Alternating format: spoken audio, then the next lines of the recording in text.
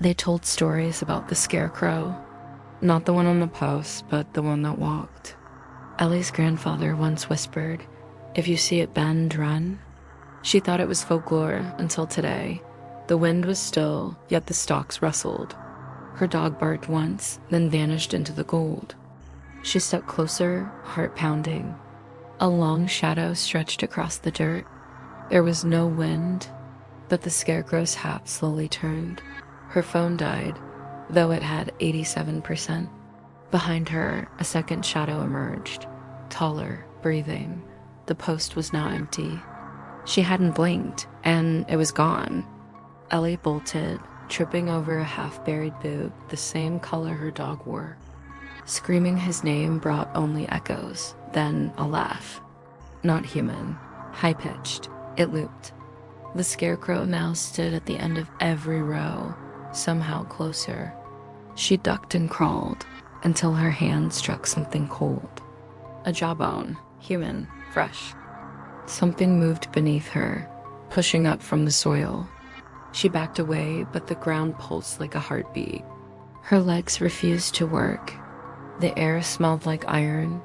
Then she saw them, dozens of blank-eyed figures stitched from skin and straw, all wearing faces she recognized. Night dropped suddenly like a shutter. A sickle moon lit the clearing. In the center stood him taller than the others, stitched with barbed wire, wearing a crown of thorns and teeth. "The Harvest King," whispered a voice. Ellie turned. It was her grandfather. "But he was sown. You broke the oath," he rasped. "Left the offering unmade." Her childhood flashed, those harvest festivals where an animal always went missing. The scarecrow stepped forward. Her grandfather wept straw. "Choose," said the king. "Replace what you took." Her hands were shaking. The earth opened behind her. A new post awaited, empty. Ellie screamed, but no one here screams in a cornfield. The Harvest King raised his sickle, then laughter. Her own, echoing, but she wasn't laughing. Behind her, the second scarecrow emerged. It wore her face, moved like her, it smiled. "Balance," it whispered. Ellie's body froze.